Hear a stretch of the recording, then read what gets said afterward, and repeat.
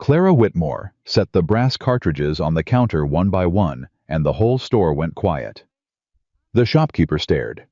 So did the women by the window. A bride was supposed to buy lace, sugar, white fabric for a wedding she'd never get. Clara bought salt rope bandages and 40 rounds of ammunition. Then she looked the town dead in the eye. Which trail goes up to Silas Boone's place?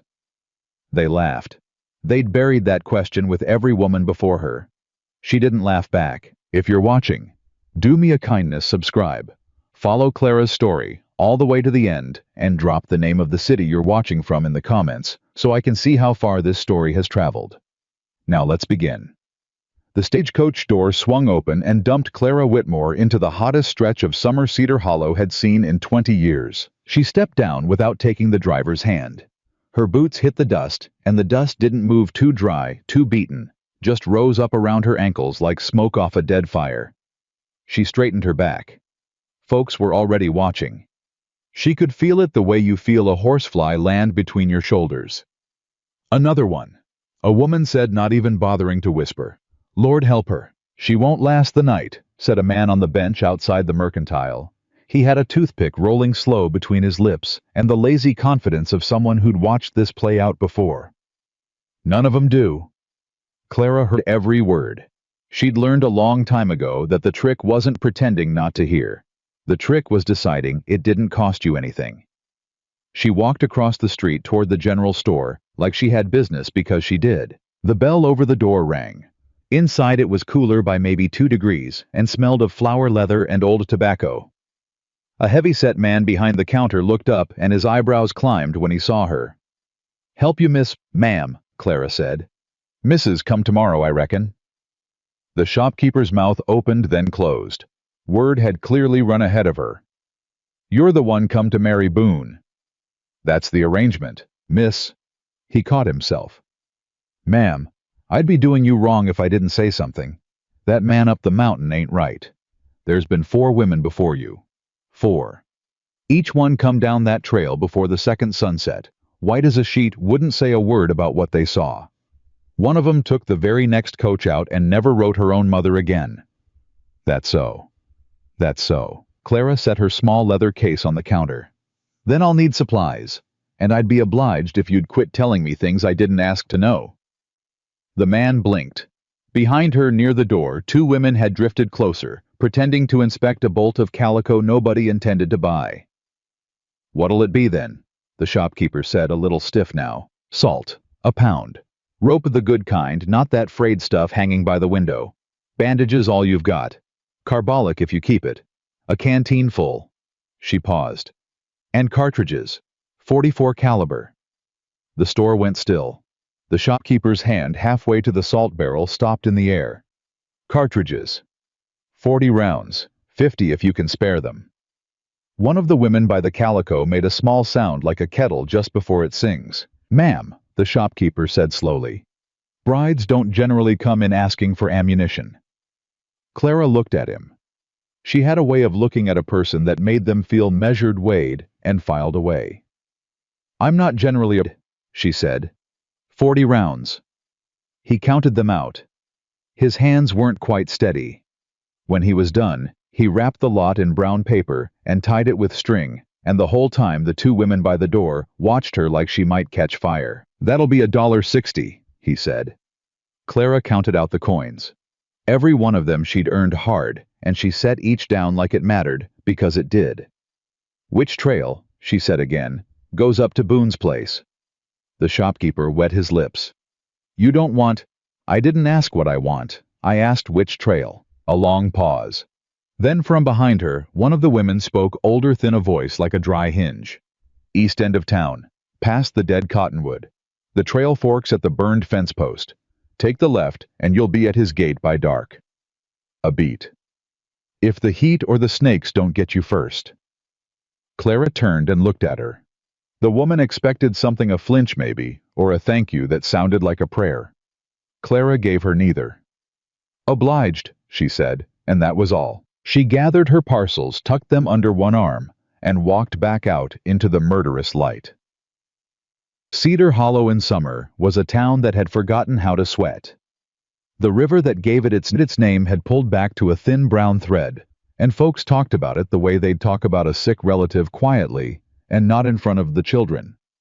Every porch had men sitting on it doing nothing, because there was nothing to do. The cattle were thin. The grass was the color of an old bone. And up above all of it, hazy and blue in the heat, stood the mountain. Clara stood at the edge of town and looked up at it for a long moment. Somewhere up there was the man she'd agreed to marry sight unseen. Somewhere up there was the rest of her life, or the end of it. She'd had a life before, a good one or good enough. Head housekeeper at the Larkin Ranch over in Kettle County. 11 years of it, rising from a girl who scrubbed floors to a woman who ran the whole household, kept the books, hired and fired, held the keys. Mr. Larkin had trusted her with everything. Then the barn burned. 80 head of horses, a season's hay, and the main stable gone in one night of orange wind. And when the ash cooled, somebody had to be blamed, because rich men do not lose 80 horses and simply accept it. There was talk of a lamp she'd left burning. Talk of carelessness. Talk that grew teeth the longer the Larkin family's lawyer let it grow, because a guilty housekeeper was a great deal cheaper than an insurance claim, and a great deal less embarrassing than the truth, which was that young Mr. Larkin Jr. had been drunk and smoking in the loft, and Clara had the bad manners to know it. So they let her go without a reference. They let the word arsonist follow her down the road like a stray dog. And by the time it reached the next county, no respectable house would take her on, and no respectable man would have her. That was how a woman of 27 with good sense and steady hands ended up answering a marriage advertisement from a man the whole frontier called mad. She hadn't been desperate. She wanted that understood, even if only to herself. She'd been clear. There was a difference, and she held to it. Clara shifted the parcels under her arm, adjusted the small revolver she wore under her shawl where the town couldn't see it, and started east. Past the dead cottonwood. Past the burned fence post. Left at the fork. The trail went up. The mountain did not want her. She understood that within the first mile. The trail was steep and loose scree, sliding under her boots, the heat coming off the rocks in waves she could see. Twice she stopped to drink, and both times she made herself stop drinking sooner than she wanted to, because a canteen empty at the top of a mountain was a slow way to die, and she had not survived everything else to die stupid. The coyotes started before sundown. That was the thing folks never told you, that they didn't wait for the dark. She heard one yip off to her right, then an answer further up the slope, and the back of her neck went cold despite the heat. She put her hand on the revolver and kept walking. She did not run. Running, she knew, was an invitation. The light went from white to gold, to the color of a bruise. The mountain turned purple. And just as the first real dark settled into the canyons, she came around a bend in the trail and saw it a cabin set back against the rock with a barn beside it, and a corral where 2 horses stood with their heads up watching her. A lamp burned in the cabin window. Clara stopped at the edge of the clearing to catch her breath and her nerve, and that was when she saw the porch. Blood. Fresh. A dark smear across the boards glistening in the last of the light, and a trail of it leading to the door. Every story the town had told her came back at once. He ain't right. 4 women, white as a sheet, wouldn't say a word about what they saw. A wiser woman might have turned around. Clara drew her revolver, thumbed back the hammer, and walked toward the door. She'd buried being afraid the same year she'd buried trusting men who held the keys. Whatever was behind that door, she would meet it the way she'd met everything else, standing up and looking it dead in the eye. She was 3 steps from the porch when the door flew open. The man who filled the doorway was the biggest she'd ever seen, broad as a barn door, dark-bearded, a long rifle held easy across his body, in hands that looked like they could break a green branch without trying. There was blood on his shirt. His eyes found her revolver first, then her face, and something in them changed. Not fear, she'd later think. Something more like weariness.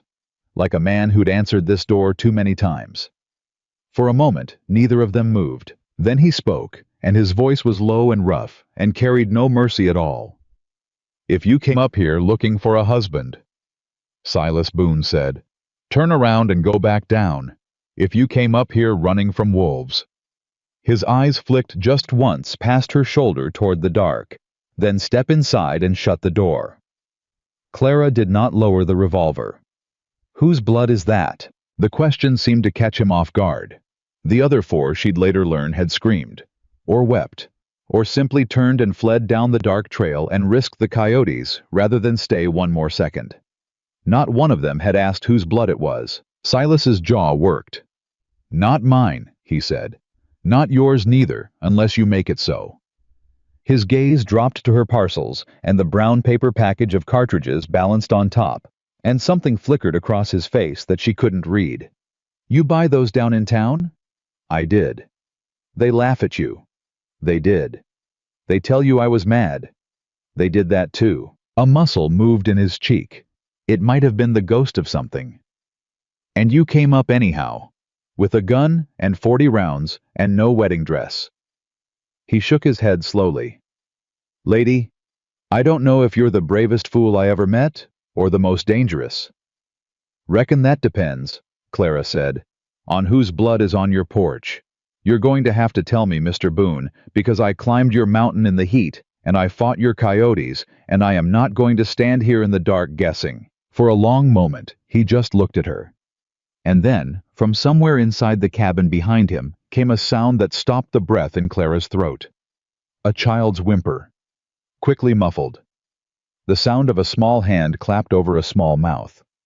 Clara's eyes went from the blood to the man to the dark of the cabin behind him, and the whole shape of the thing shifted in her mind all at once, the way a word in another language suddenly turns to sense. I wasn't blocking the door to keep her out. I was blocking it to keep someone in. "Mr. Boone," Clara said, and for the first time her voice came out soft. "Who is that crying?" Silas Boone looked at her for a long, long moment, the rifle still across his body, the blood drying on his shirt, the whole feared and rumored weight of him filling the doorway. Then he stepped aside. "Not much, just enough. You wanted to know whose blood," he said quietly. "Come look.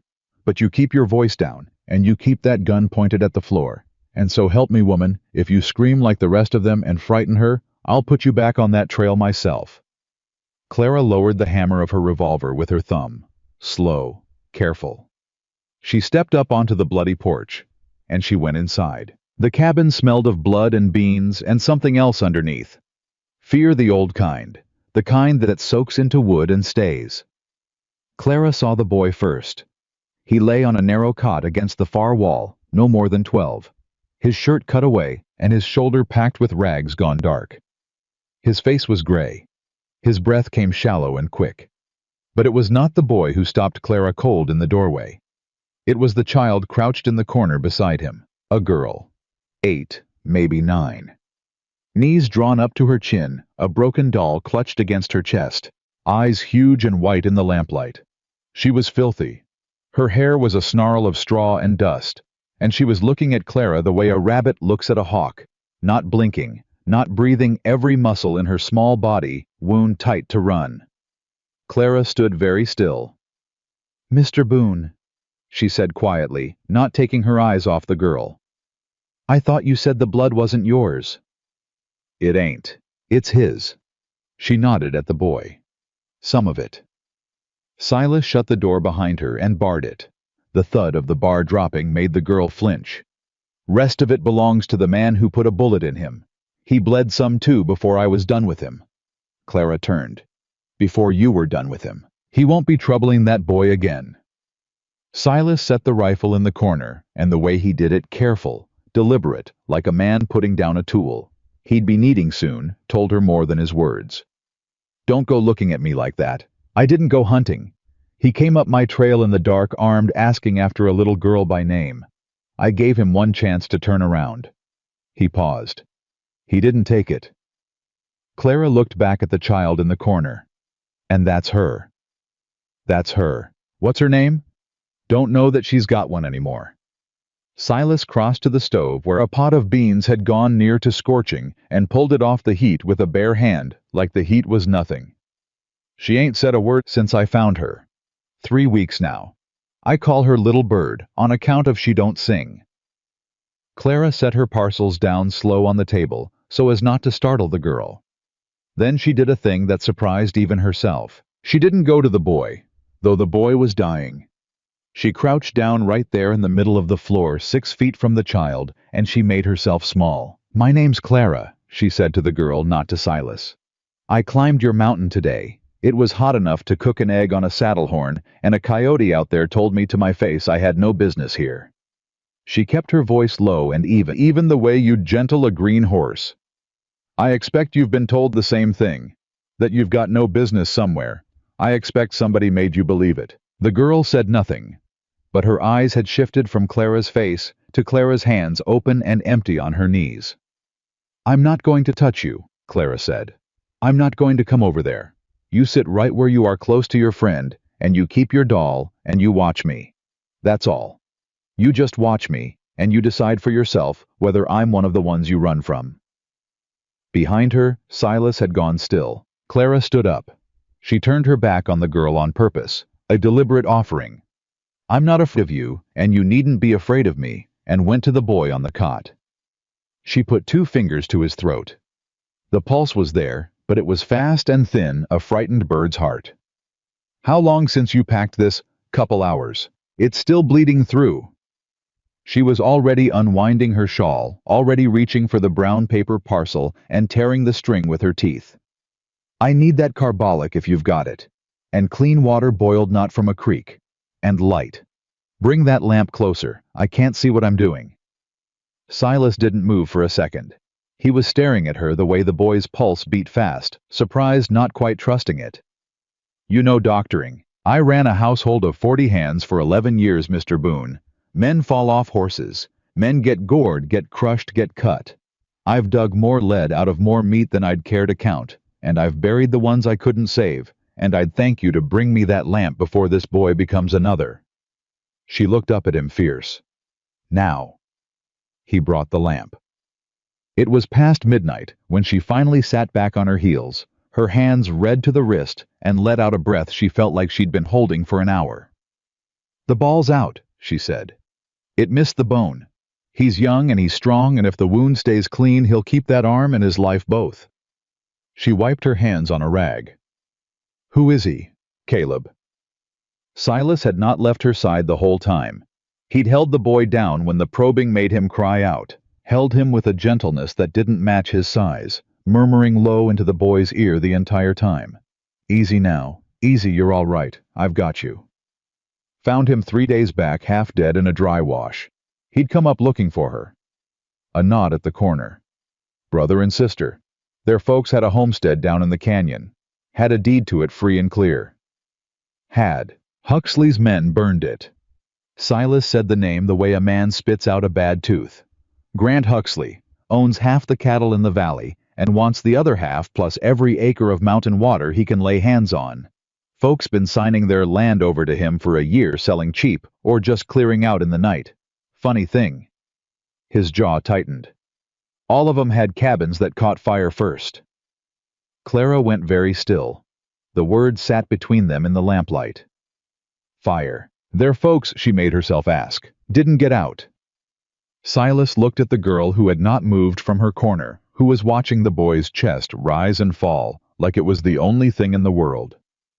She saw it, all of it. That's why she don't talk.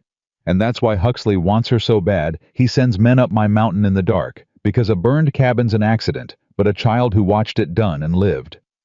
He shook his head. That's a witness. That's a rope. He can't have her breathing. Clara sat down hard in the only chair. She thought of the Larkin barn. 80 horses. The word arsonist following her down the road like a stray dog. She thought of how a rich man had needed a fire to be carelessness instead of crime, and how easily, how cheaply he'd bought that lie. She had thought she was the only one. She had thought her fire was the worst thing that could happen to a person. She'd been wrong on both counts. "Mr. Boone," she said slowly. "The other women, the 4 before me, what did they see when they got up here?" Silas looked at her. "First one came the week after I pulled the girl out of the canyon.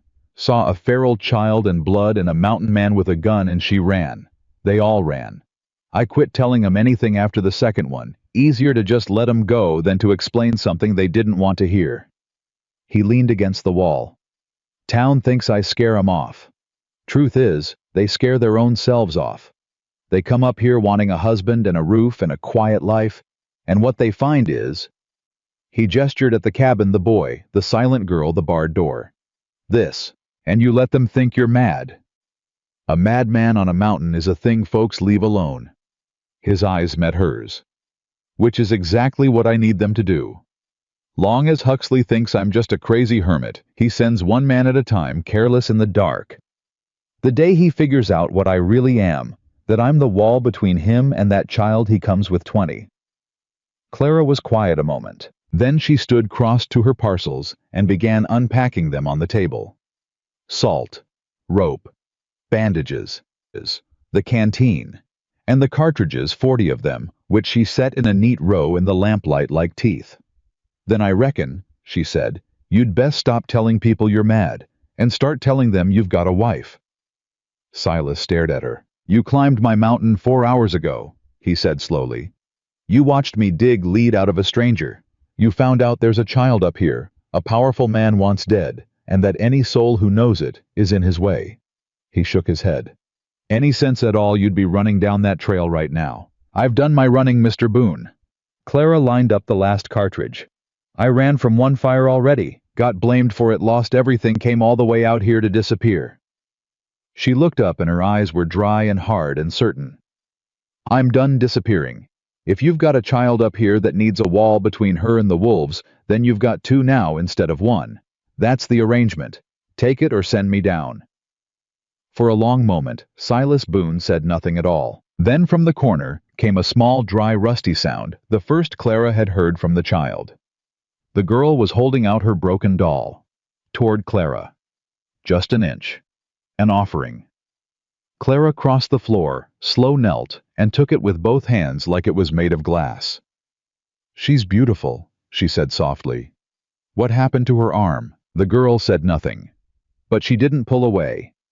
And when Clara very gently, very carefully set the doll's broken arm back against its body and bound it with a twist of clean bandage, a tiny splint, a doctor's work for a child's heart. The girl watched every movement, and something in her small, wound-up body let go just a little. There, Clara whispered. Now she'll mend, same as your brother, same as you. The girl looked at the doll, then up at Clara. She didn't speak. But she scooted an inch at a time across the floor and leaned just barely the lightest weight in the world against Clara's side. Clara held still and let her. Above the girl's head, she met Silas's eyes. Take it, he said quietly. The arrangement. Stay. They were married 3 days later by a circuit preacher in the dusty front room of the Cedar Hollow Church, with 2 strangers as witnesses and the whole town watching through the windows. Clara wore her traveling dress, the same one she'd arrived in. There was no lace. There was no music. The preacher's voice shook a little when he got to the part about till death do you part, because everyone in that room had heard the stories, and everyone expected to be burying this one too inside a month. Clara said I do in a clear, flat voice that didn't shake at all. Outside on the church steps, the toothpick man from the mercantile bench leaned to his neighbor. $5 says she's gone by the 4th of July. Done, said the neighbor. Clara heard them both. She walked past them with her chin level and her new husband's arm under her hand, and she did not give them so much as a flicker. She had a reason now. She had 2 reasons, and a third lying wounded in a cabin up the mountain. The town could bet whatever it liked. The town didn't know the half of it. The town never would if she had any say. For 2 weeks the mountain became a kind of life. It was not a tender one. There was too much work for tenderness. Clara was up before the light hauling water from the spring that hadn't dried, the only one for miles. She came to understand, which was its own kind of reason, Huxley wanted this particular acre. She cooked, she scrubbed. She changed Caleb's dressings twice a day and watched the gray leave his face by inches until the morning he woke up cussing and asking for bacon, and she had to turn away so the boy wouldn't see her cry over a string of profanity. She mended fence in the killing heat with her sleeves rolled up. She learned the corral horses by name. The big bay was Job, the gray mare was Patience names. Silas had given them that told her more about the man than he ever said out loud. She cleaned the rifles every evening, all of them, laying them out on the table and oiling each one, while Silas watched and slowly stopped watching the way a man stops watching a thing he's decided he can trust. And the girl followed her everywhere, not close, always 6 feet back, the doll under her arm, but everywhere, to the spring, to the fence line, to the stove. The child watched Clara work the way some people watch the sun come up, like it was proof the world hadn't ended after all. "She's deciding," Clara told Silas one evening low, while the girl slept curled at the foot of Caleb's cot. "Whether I'm one of the ones she runs from." And Clara looked at the small sleeping shape. "I think she's decided I'm not." It was Caleb on the mend now, and propped up against the wall with a plate of beans, who finally gave them the name. "Nora," he said around a mouthful. "Her name's Nora, after our grandmother." He looked at his silent sister with eyes too old for his face. "She used to talk all the time, wouldn't hush. Pa used to say she was born with somebody else's share of words." His jaw worked. "Then she used 'em all up screaming, I reckon. That night. Ain't had any left since." Nora, hearing her own name, looked up from the floor. Clara crouched down to her level. "Nora," she said, gently trying it. "That's a good strong name, a grandmother's name." She held out her hand, palm up, not reaching, just offering. "I'm glad to finally know it." And Nora, silent, watchful, 3 weeks without a word, put her small, dirty hand in Clara's. It wasn't speech, but it was something.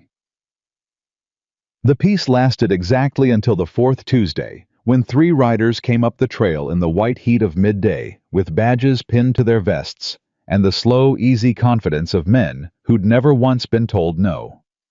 Clara saw the dust first. She was at the fence with a fistful of wire, and she watched the dust climb the trail, and her stomach turned to a cold stone. "Silas." She didn't raise her voice. She didn't have to. "Riders." Howe was beside her in seconds, a hand shading his eyes. "Badges," he said softly. "Huxley's gotten bolder. He's dressing them up as law now." He turned to her, fast, urgent.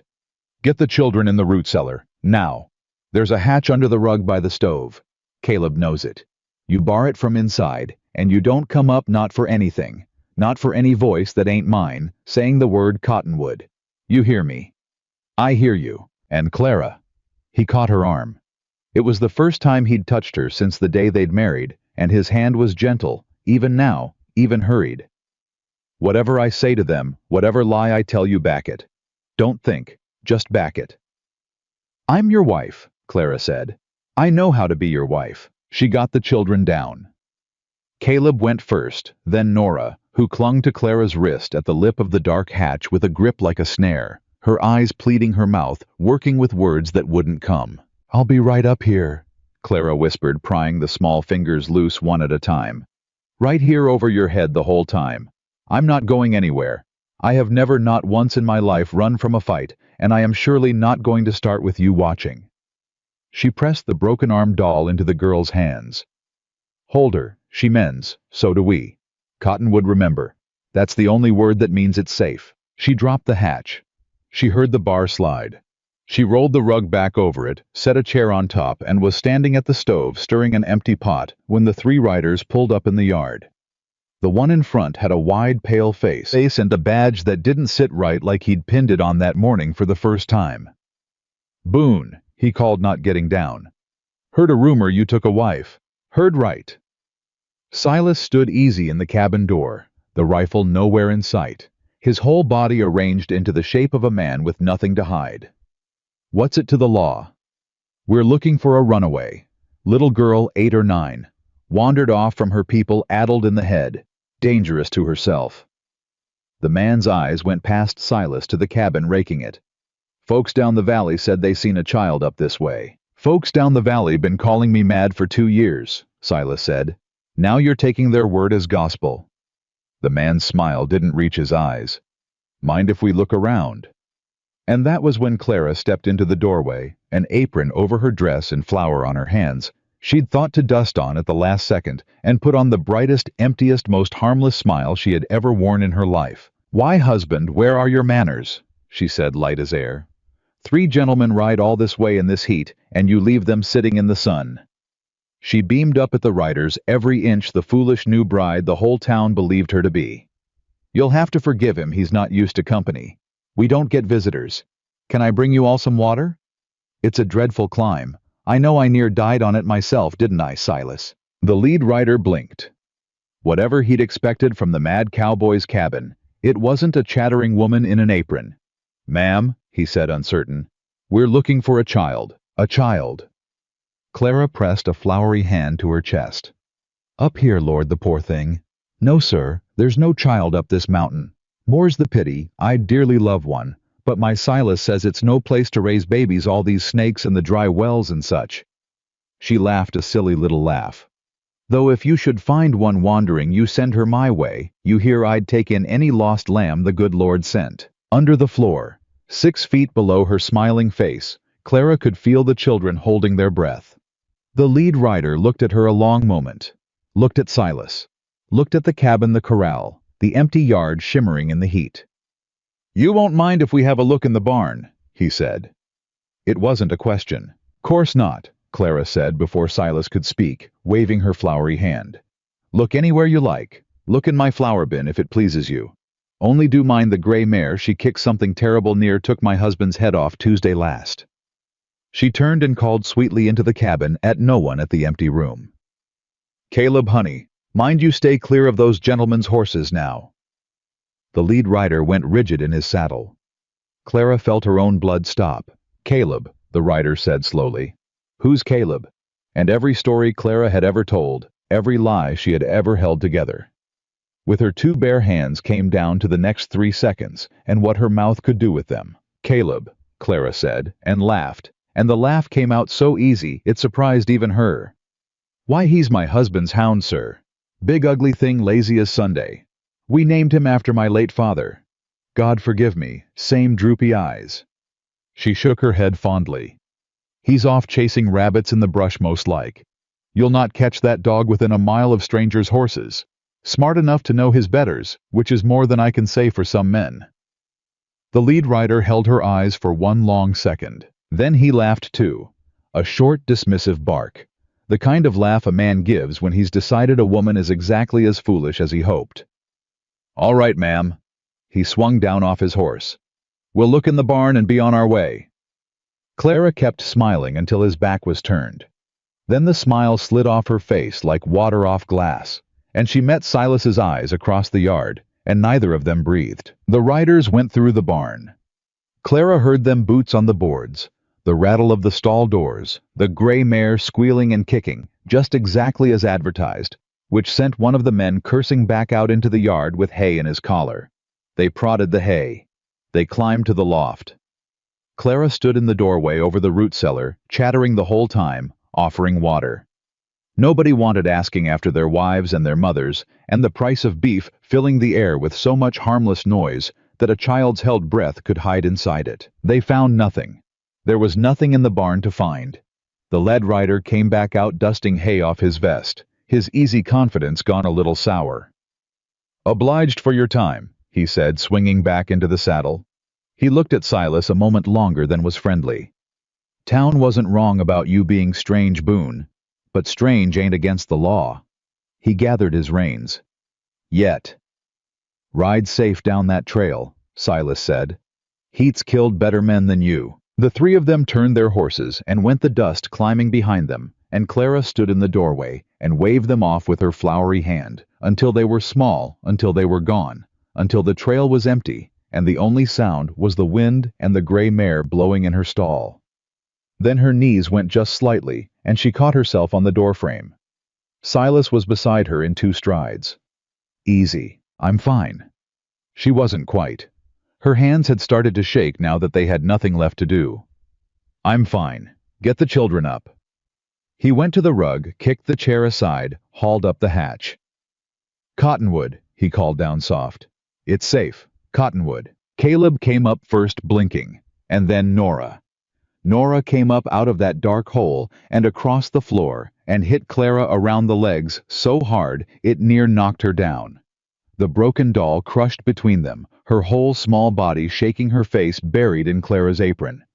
Clara went down to her knees and held her. "I've got you," she whispered into the girl's hair. "You hear me? I've got you, and that's the last time you go in the dark alone. The very last time.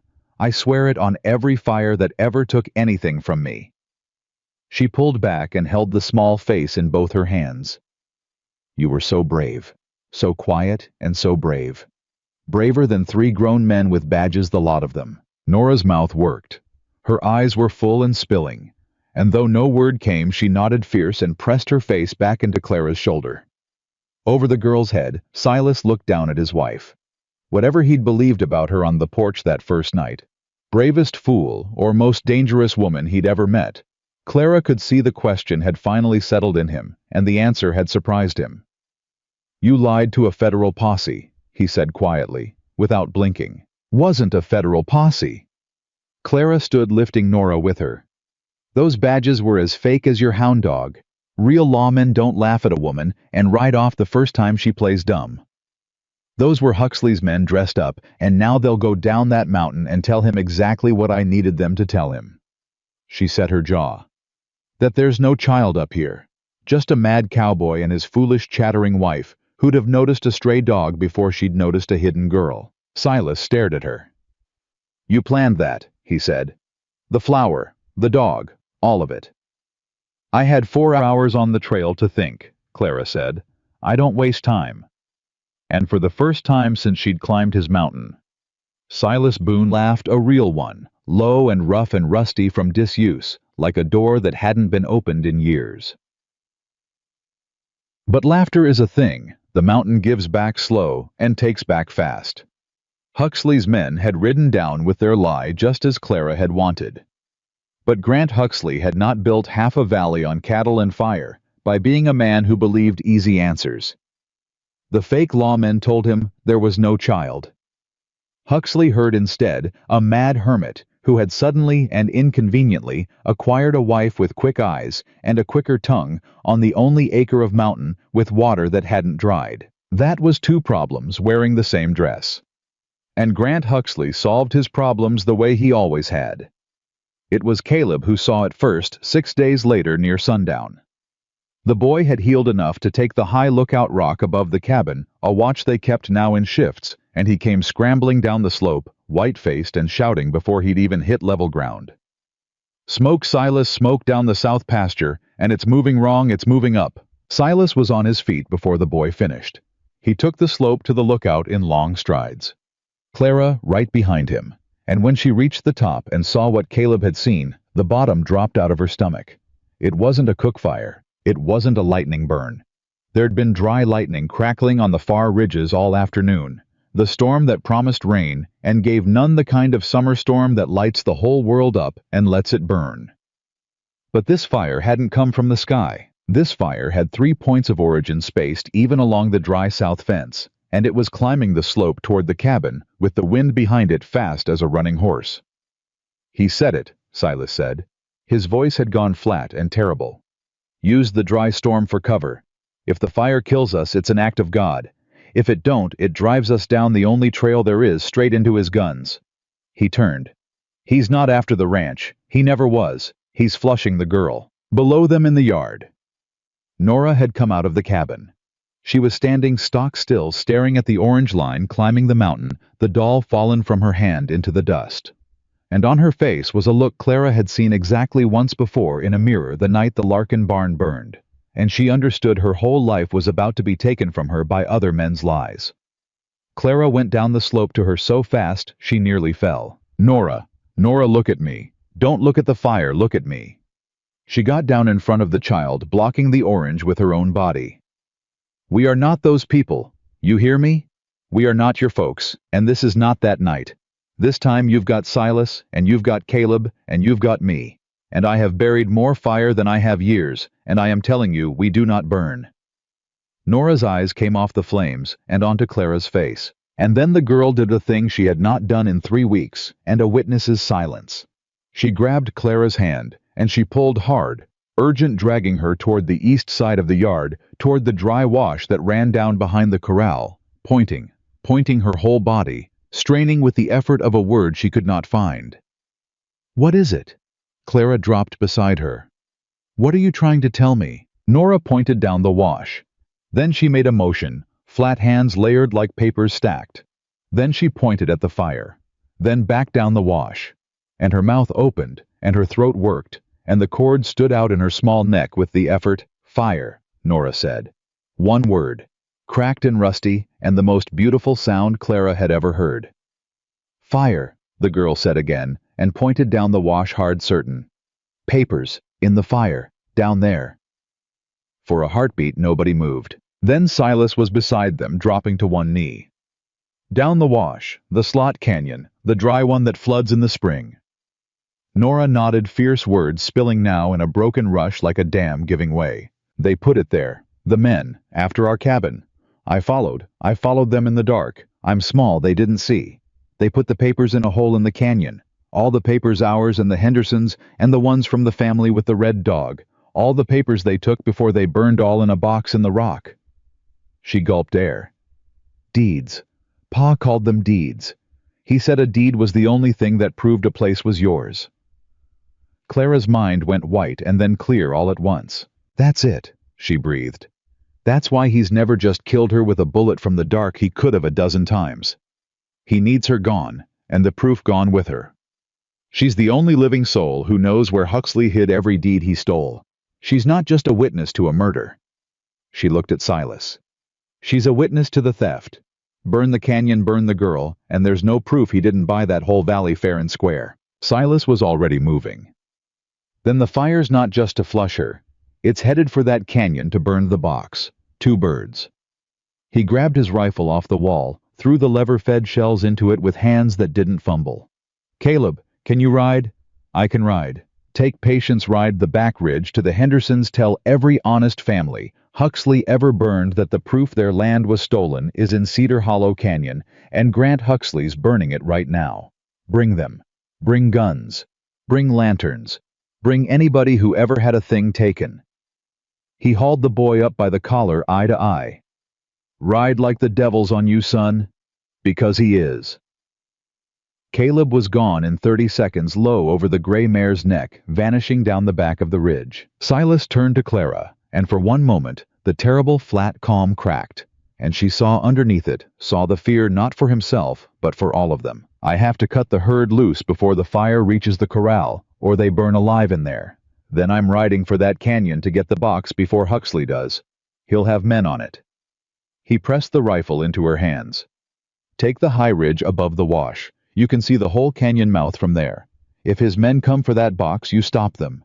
You don't let them down into that canyon, you hear me? Everything we've got, the children's land, the proof, all of it, it's in that box. And you? I'll come up the wash from below. We catch them between us." He gripped her shoulder hard. "Clara, I've watched 4 women run down this mountain. I need to know which kind you are before I ride into that smoke." Clara took the rifle. She checked the load the way he'd watched her do every night for 2 weeks. She thumbed back the hammer. "I already told you," she said. "I'm done running. Go cut your herd loose, Mr. Boone. I'll hold the ridge." "Nora." She turned to the girl who had found her voice and could not now stop, who was crying and talking all at once. "Nora, you take Caleb's place. You hide in the cellar and you bar it, and you don't come up for anyone but me or Silas. You've done your part. You found your words. Now let me do mine." But Nora shook her head wild and grabbed Clara's sleeve. "I have to show you. The box. It's hidden, you'll never find it in the smoke. There's a mark, a stone shaped like a fist.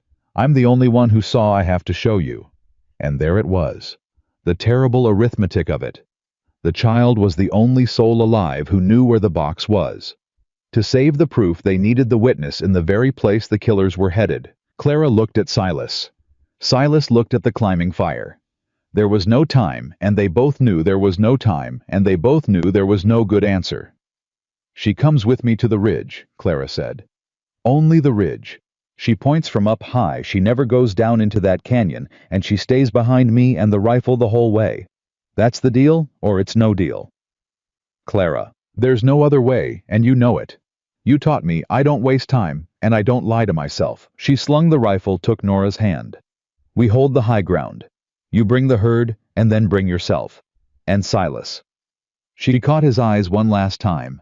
Don't you dare burn up in that smoke. I have run out of patience for losing things to fire. Something passed between them then that neither had words for and neither needed. He nodded once. Then he was gone, running for the corral, and Clara heard the gate crash open and the thunder of frightened horses pouring out into the dusk, and she didn't look back. She had a ridge to climb and a child's hand in hers, and the whole weight of 4 burned families riding on her aim. The climb to the high ridge was a nightmare of heat and falling light, the smoke rolling up the slope behind them. Now the air gone thick and stinging. Nora climbed like a goat, sure-footed and silent again, but a new silence, a fighting silence, her jaw set. Twice Clara hauled her up by the arm over rock too steep for the girl's short legs. Neither of them slowed. They reached the ridge as the sun died, and below them at the mouth of the slot canyon, Clara saw the riders, 4 of them on foot, now their horses tied back from the smoke. They had lanterns. They were searching the canyon wall, searching the wrong section, 50 yards south of where Nora's small finger was pointing at a pale stone-shaped unmistakable, even from here like a closed fist. They don't know where it is, Clara breathed. They're guessing. Huxley sent them to burn it, but he never knew exactly where. You're the only one who knows, child, and they're about to give up and just burn the whole canyon and pray. One of the men below struck a match. Clara dropped to her belly on the ridge, braced the rifle on a rock, and put Nora flat behind her with one firm hand. Stay down. Stay behind me. Whatever happens, you do not stand up. She did not aim at the men. She'd buried enough to know the difference between stopping a thing and starting a worse one. She aimed at the lantern in the lead man's hand, the one with the match, the one about to set the whole canyon ablaze and burn 4 families proof to nothing. She let out her breath. The way Silas oiled his rifles, the way she did everything. Slow, certain. She fired. The lantern exploded in the man's hand in a spray of glass and burning oil, and he screamed and dropped and beat at his sleeve, and the other 3 spun, drawing firing wild up at the ridge at a shooter they couldn't see in the smoke in the dark. Clara worked the lever and fired again over their heads, this time into the rock above them, raining stone chips down, driving them back from the fist-shaped stone, back toward their horses. Back. That's it, she said through her teeth, firing again. That's it, you keep running. You came to burn children's homes in the dark. Let's see how you like being the ones who can't see. And from below, from the throat of the burning canyon, came the answer she'd been praying for and dreading, both a rifle firing up at the men from the other direction from the floor of the wash, fast and accurate and merciless. Silas. Catching them between the ridge and the canyon floor, exactly as he'd said. The 4 men were caught in the open between 2 guns they couldn't place with the fire. Climbing the canyon walls, and the smoke stealing their sight, and one by one they broke. They ran for their horses. They left the wounded man crawling, and they hauled him up, and they fled down the dark valley trail, and Clara held her fire and let them go, because she'd come to stop a fire, not to start a grave. Then the wind shifted. It came around hard out of the west, the way mountain wind does, sudden and total, and it took the fire that had been climbing toward the empty cabin and turned it all at once straight into the throat of the slot canyon. Straight at the fist-shaped stone, straight at the box, and straight at Silas Boone, who was down on the canyon floor between the flames and the proof, and who Clara watched from the high ridge, with her heart stopping in her chest, turn not away from the fire, but toward it, toward the stone, toward the box. No, Clara whispered, then screamed it into the roar and the smoke, knowing he couldn't hear, knowing it anyway. Silas, no, leave it, Silas. Below her.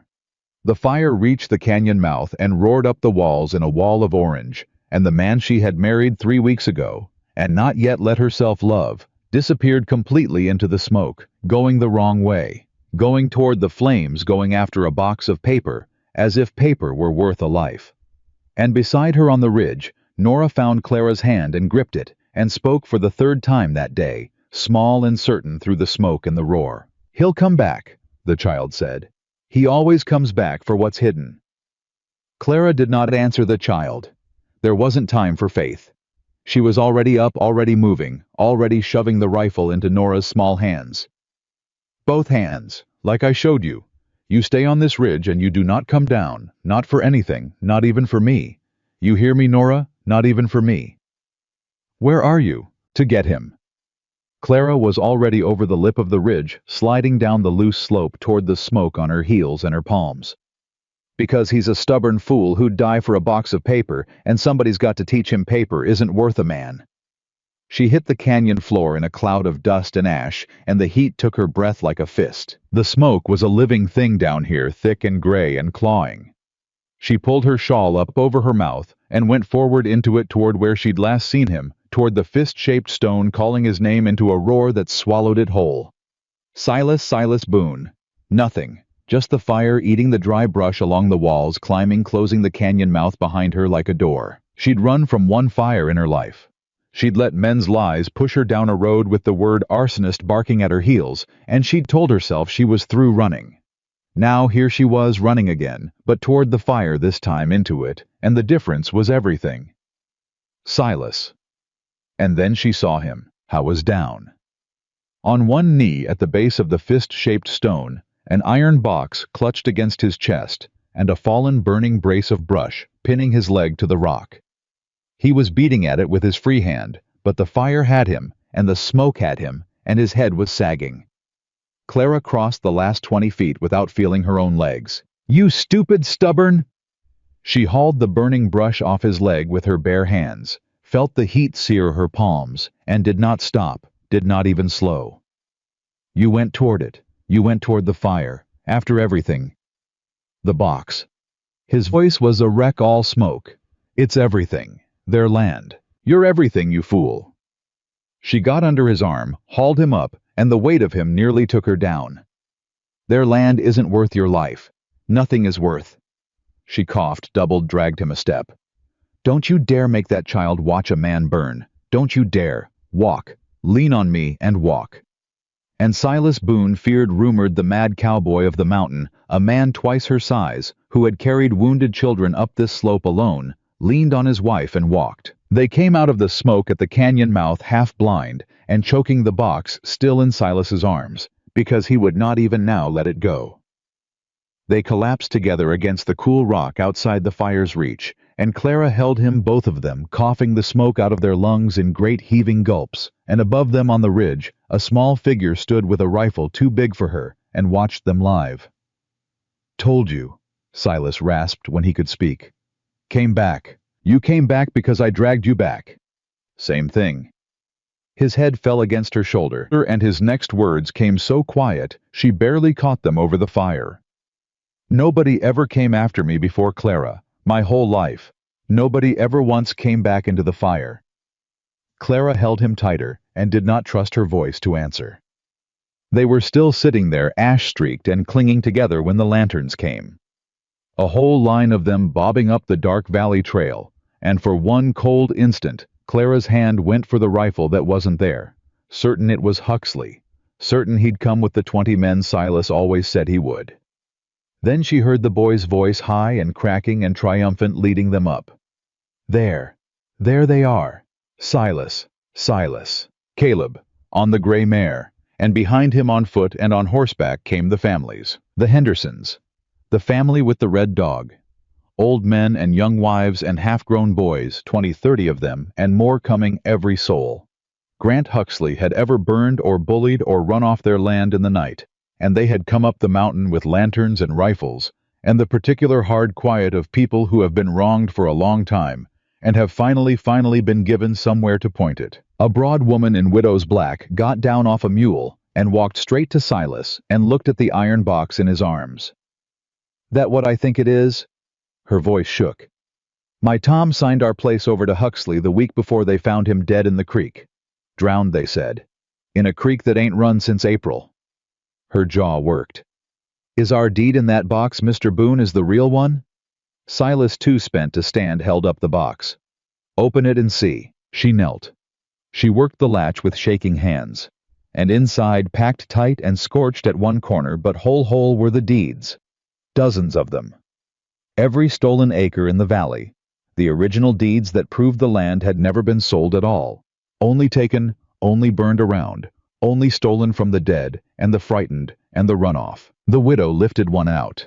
She read the name on it, and she put her face in her hands and wept right there in the ash, the way a person weeps when something they'd given up for lost is handed back. "It's real," she said. "It's the real one. He never bought my land.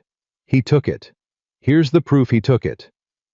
She looked up and her wet eyes had gone to flint. "There's a stack of these. Every family he ruined. It's all here." And one by one, the families came forward to the box, and one by one, they found their names, their stolen land, the proof of the lie that had cost them everything. And a sound went through that crowd on the dark mountain that Clara would never forget, as long as she lived, not cheering nothing so easy as that.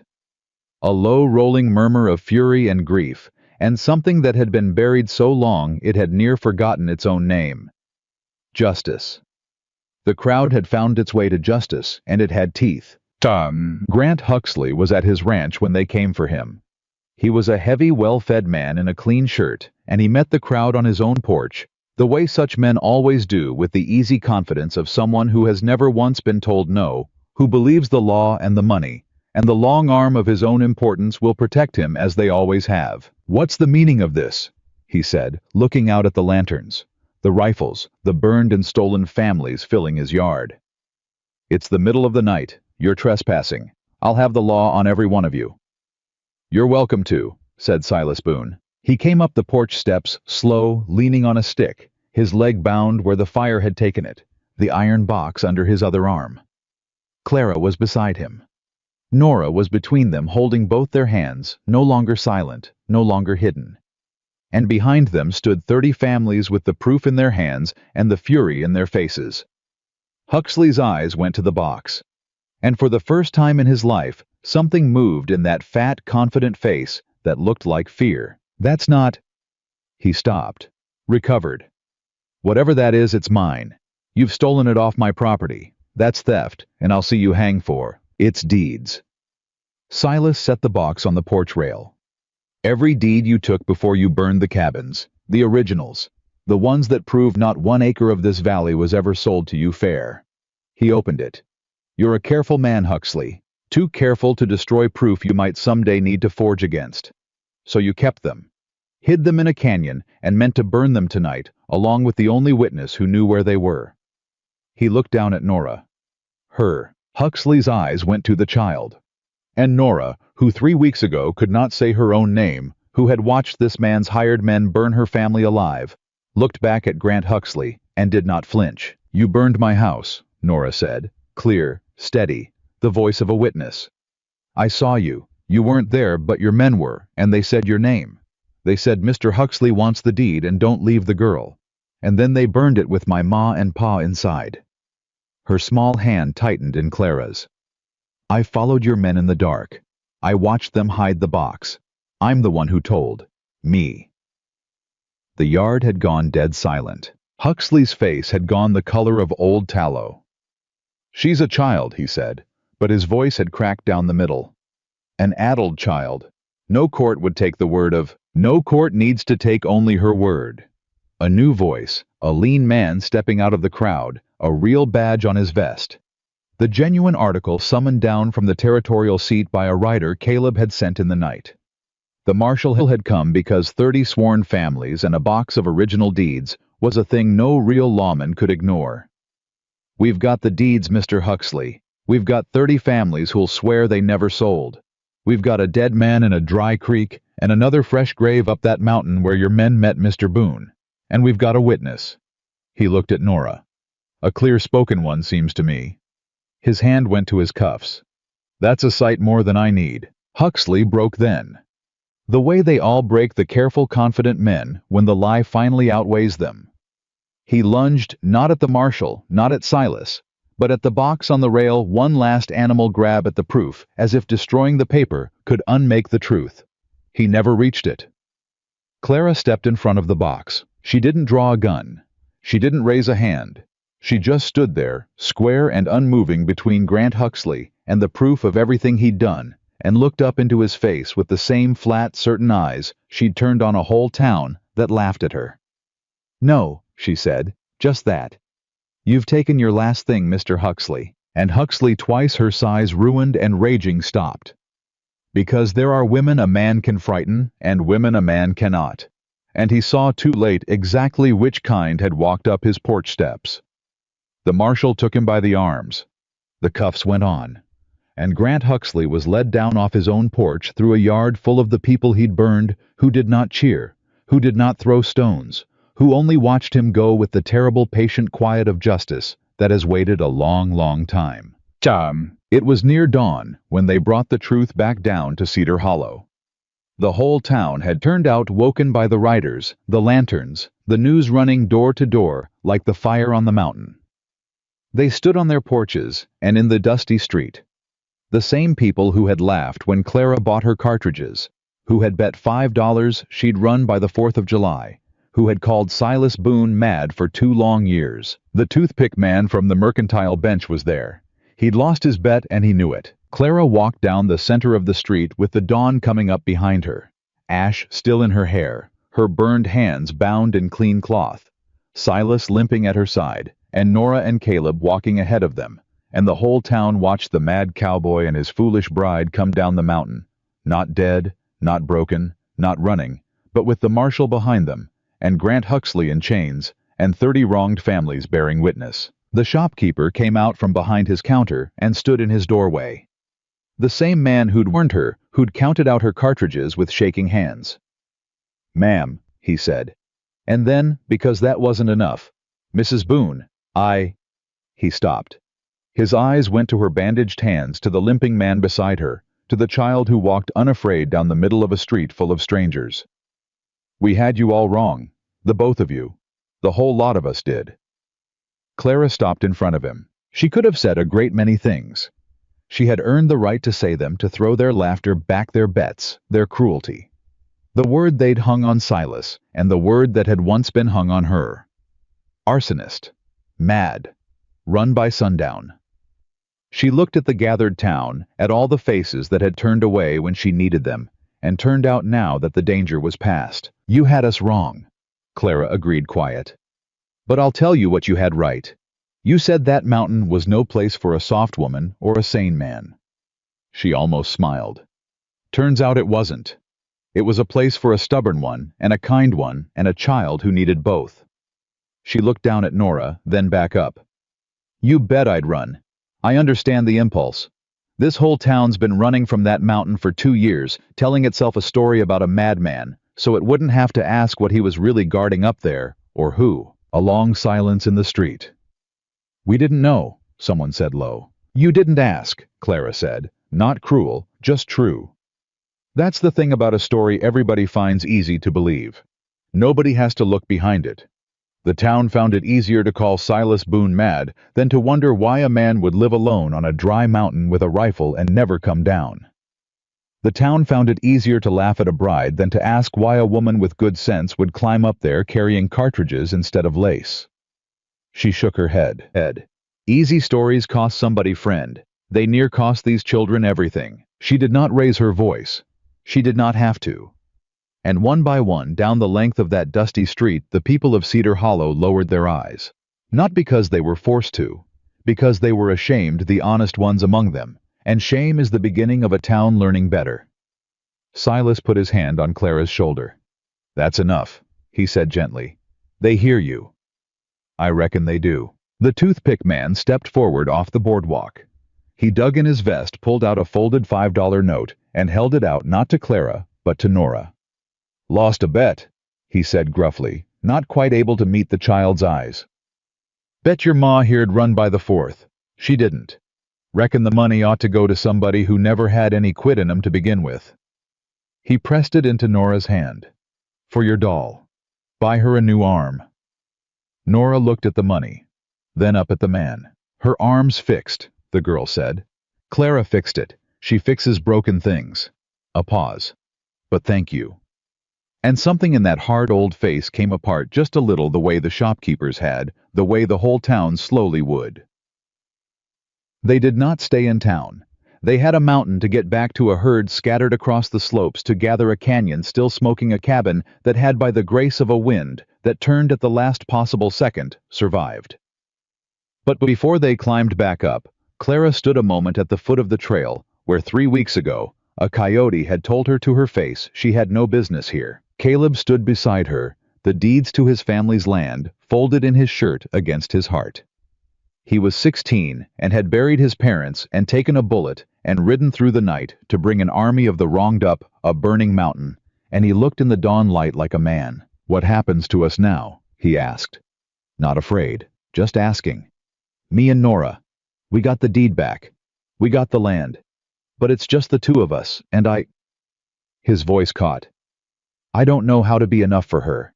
I'm not enough." Clara looked at him a long moment.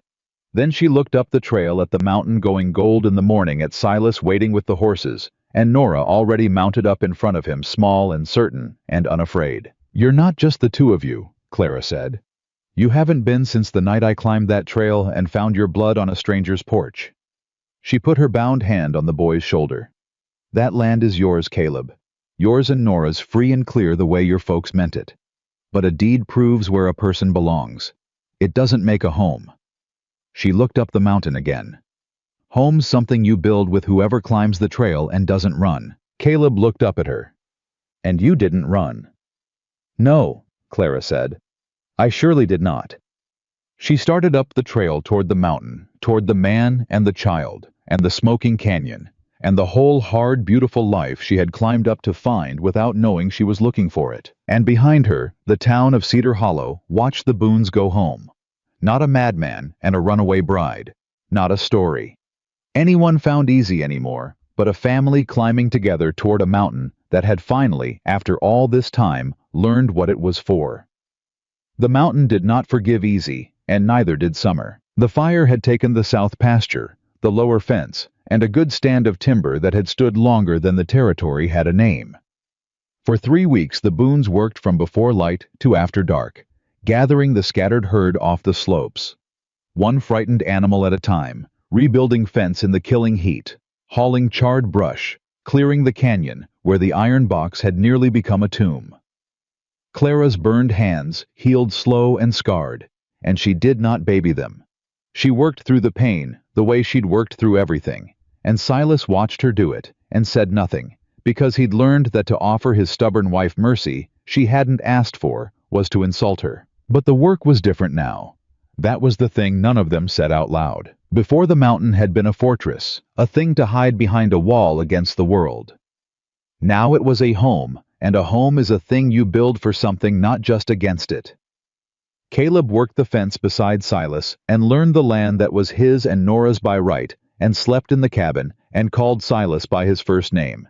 And then one evening, without seeming to notice he'd done it, didn't call him anything at all, just hey, and over here, and pass me that. The easy wordless shorthand of family. And Nora talked. Lord, how the child talked once the dam broke. Caleb had said she'd been born with somebody else's share of words, and it turned out to be true. She talked to the horses. She talked to her mended doll. She talked to Clara through every chore, a running river of questions and observations, and small fierce opinions, 3 weeks of silence pouring out all at once. The first night she laughed, really laughed at something foolish Caleb did with a bucket. Clara had to leave the room because the sound of it broke something open in her that she hadn't known was still closed. She found Silas out by the corral in the dark. "She laughed," Clara said. "I heard." Clara stood beside him at the rail. The two of them had not spoken much in the weeks since the fire about what had happened in that canyon. About nobody ever came back into the fire for me. About you're everything, you fool. There had been too much work, and they were neither of them the kind to go reaching for words when there was fence to mend. But the words were there, banked like coals, and they both knew it. "That first night," Silas said after a while, "on the porch, I told you if you came looking for a husband to turn around, if you came running from wolves to step inside." He turned the worn brim of his hat in his hands. "I had it figured one way or the other, husband or wolves. Never reckoned a person might be running toward the wolves on purpose, to stand between them and somebody smaller." "I didn't reckon it either," Clara said, "until I did it." "Why'd you stay, Clara, truly? You could have walked. After the riders, after the fire, after Huxley, you got that boy his land. You could have taken a clear conscience down that trail and started fresh anywhere. Why'd you stay on a burned mountain with a lamed-up cowboy and 2 orphans that ain't even yours?" Clara was quiet a long moment. 11 years, I ran a house that wasn't mine," she finally said. 11 years, I kept other people's keys raised.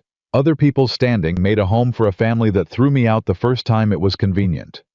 And when the fire came and they needed somebody to blame, I learned what I'd been to them the whole time. A useful thing, not a belonging one. She looked out at the dark slopes. I came up this mountain to disappear Silas. I told myself I was being practical. But the truth is, I'd stopped believing I was the kind of thing a person keeps. The kind a person comes back into the fire for. Silas turned to look at her. "And then I found out I was wrong," Clara said. "About myself. About what I was worth keeping. A silent child handed me a broken doll, and a feared man let me past his door, and somewhere in 3 weeks of beans and bandages and bald-faced lying to a fake posse. I quit being a useful thing and started being a belonging one." Her voice didn't shake, but it came close. "That's why I stayed. Because for the first time in my life, somebody came back into the fire. And I'll be hanged if I'll ever walk away from the only place that ever did." For a long moment, Silas Boone didn't say anything at all. Then he reached over in the dark and took her scarred hand in his. Careful of the healing burns. Careful. The way he was careful with wounded boys and broken children and skittish horses, and he held it, and he didn't let go. "I'm not good with saying things," he said low. "Never have been. But I want it said once plain so there's no mistaking it." He turned her hand over in his. "I didn't marry you to scare off the town or hide the girl better. Somewhere in there it stopped being an arrangement. I don't know the day, but there was a day." He met her eyes. "You're not a useful thing to me, Clara Boone. You're the thing I'd come back into any fire there is to get. And I reckon I proved it the wrong way round going toward the flames after a box when the truth is, I'd have gone after you." Clara, who had not cried when they fired her, who had not cried when the word arsonist followed her down the road, who had not cried climbing a coyote. Haunted mountain alone in the dark. Clara cried then. And Silas held her while she did out by the corral in the dark. 2 stubborn, scarred people who had found late, and the hard way, the one thing neither had believed they'd get to keep. The trouble when it came from the bottom of the mountain. It was high summer when the first of them appeared on the trail. A thin woman in a worn dress, a baby on her hip, and a boy of 5 clinging to her skirt, climbing slow in the heat. Caleb saw her from the lookout and called down, and the whole family came out wary, because nobody climbed that trail by accident. The woman stopped at the edge of the yard, exactly where Clara had stopped 3 weeks before her whole life changed. She was shaking, and not from the climb. "They told me down in town," she said, "that there's a woman up here who don't turn folks away." Her chin trembled. "My man died in the spring. Fever. And the bank's taking the place, and I got nowhere at all. And somebody said, there's a mountain where a body can—" She couldn't finish. She just stood there with her babies and her shame the way a person stands when they've climbed their last hope and found a stranger's yard at the top of it. Clara walked across the yard. She did not ask the woman's story. She did not ask for proof or promises or a reason. She had stood in that exact spot with that exact shame, and she knew that the cruelest thing you could do to a person who'd climbed their last hope was make them earn the top of the trail. "What's your name?" Clara asked. "Ruth Calloway." "Well, Ruth Calloway." Clara took the baby off her hip easy, like she'd been doing it all her life. "You picked a poor time to climb a mountain in the heat. Come inside before you cook. There's beans and there's water that hasn't dried, and there's a loft that's dry and a barn that's sound. We'll figure the rest tomorrow when you've slept and your boys eaten." She turned to lead her in. "Up here we don't ask folks to be worth keeping before we keep them. We learned better than that. The hard way, like most things worth learning." Ruth Calloway stood frozen a moment.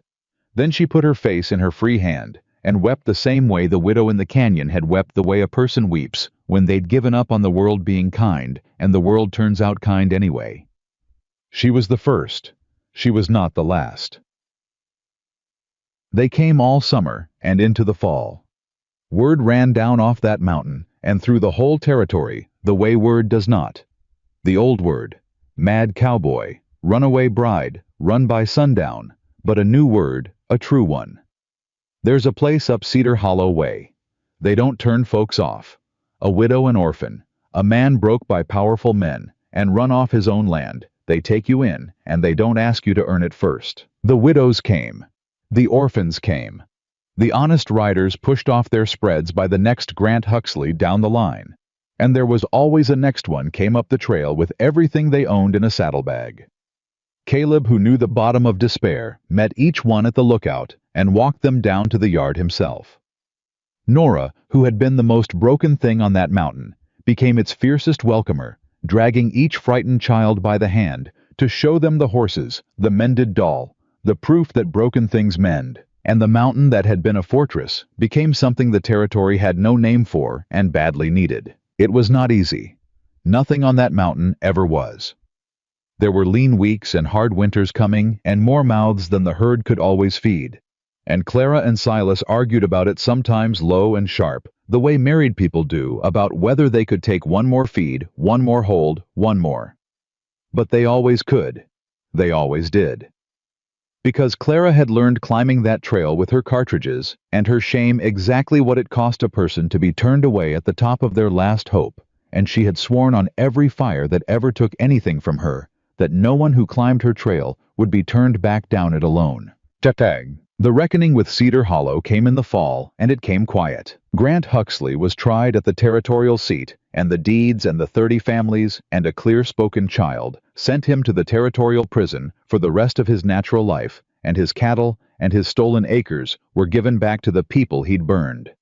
The fake lawmen scattered like roaches when the light came on. And Cedar Hollow, the town that had laughed, that had bet, that had found it easier to call a man mad than to ask what he guarded. Cedar Hollow had to live with what it had nearly let happen. A town can do that 2 ways. It can harden into its shame and hate the people who showed it the truth. Or it can learn. Cedar Hollow learned. Slow and grudging at first, the way towns do. But the shopkeeper started sending surplus up the mountain, flour gone a little old, but sound and dry goods that wouldn't sell anyhow, no sense letting it rot. The toothpick man, who turned out to be a fair carpenter when he wasn't betting against widows, came up one cool morning with a wagon of lumber and built without being asked and without taking a dime. A second cabin for the families that kept coming. He never spoke much about why. He just hammered all that fall, and once Clara caught him watching Nora chase the other children through the yard with a look on his hard old face like a man watching something he'd nearly helped destroy. "She talks now," he said gruffly, catching Clara watching him. "The little one. Couldn't say boo when you first come way I heard it." "She couldn't," Clara agreed. "Funny thing about a town." He drove a nail. "We all knew something was wrong up here. Knew it for 2 years. Found it easier to make up a story than to climb the trail and look." He drove another. "Easier to laugh at you than to ask why you'd want them cartridges." He set down the hammer and looked at her, and his eyes were old and clear. "We near let a man steal a whole valley and burn the children that knew it on account of we'd rather tell ourselves an easy lie than do a hard thing. That's a hard thing to live with, Mrs. Boone." "It is," Clara said. She didn't soften it. "But you're up here driving nails for orphans instead of telling stories down in town. That's the difference between a town that learned and one that didn't." The old man nodded slow, picked the hammer back up. "Reckon so," he said, and he kept building. There was one more thing before the snow came. It was Nora's doing. She'd been carrying it around for days, a folded scrap of paper, and one evening she climbed up into Clara's lap, too big for it now, near 10 and all elbows, but she did it anyway, and Clara let her and put the paper in her hands. It was a drawing. 3 big figures and a smaller one, and a baby, all stick-limbed and lopsided, standing outside a cabin under a sun with too many rays. A big broad figure with a hat that had to be Silas. A boy that had to be Caleb. A woman with a long line of hair that had to be Clara. And a small figure between them all holding a doll with one arm splinted that was unmistakably Nora herself. And there were other small figures too, off to the side, the Calloway boy, the children who kept coming. A whole scraggle of stick figures filling the page edge to edge more than the paper could rightly hold. And underneath it, in a child's careful hard-won letters, The letters of a girl who'd had to learn her words twice, once as a baby, and once again after grief stole them a single word. Home. Clara looked at it a long time. "Nora," she said, and her voice wasn't quite steady. "This is the finest thing anybody's ever given me. It's not done." Nora took it back, frowning at it with an artist's seriousness. "There's not enough room. They keep coming, and I keep having to draw smaller." She looked up. "Is that all right? That they keep coming?" Clara pulled the child against her and held her, this girl who had climbed up out of a root cellar and a burned cabin, and 3 weeks of silence to become the loudest, fiercest, most welcoming soul on the whole mountain. "That's exactly all right," Clara said. "You draw 'em as small as you have to. You leave room for every last one, because that's what this mountain's for now." She kissed the top of the child's head.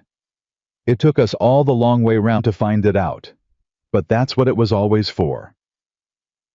Years later, when the territory had become a state, and the trail up Cedar Hollow had been widened into a road, folks who didn't know better would ask about the place on the mountain, the one with the dozen cabins and the children always running, and the old scarred woman who ran it with her big quiet husband at her side until they were both gray. The new folks asked the same wrong questions the old town had. Wasn't there some story about that woman came up as a mail-order bride, didn't she? And the man folks used to call him mad, didn't they? And the ones who'd been there, the Callaways and the Hendersons, and the dozens of grown men and women who'd once climbed that trail as broken children would set them straight. The town had sent Clara Whitmore up that mountain to disappear. They'd bet she'd run by the 4th of July. They'd called her husband mad and laughed when she bought her cartridges instead of lace, certain they were watching a foolish woman climb to her ruin. They were wrong about every last bit of it. She didn't disappear, she didn't run, and she didn't ruin. She climbed a mountain that the whole world had been afraid of, and she found a feared man guarding a broken child, and instead of fleeing, she stepped through the door, and she turned a fortress into a refuge, a madman into a husband, a silent orphan into the loudest joy on the mountain, and a town's easy cruelty into something slower and harder and far more worth having. The town had sent Clara Whitmore up the mountain to vanish. Instead, she became the reason that Broken Mountain finally learned how to protect the broken, and it never once forgot the lesson again.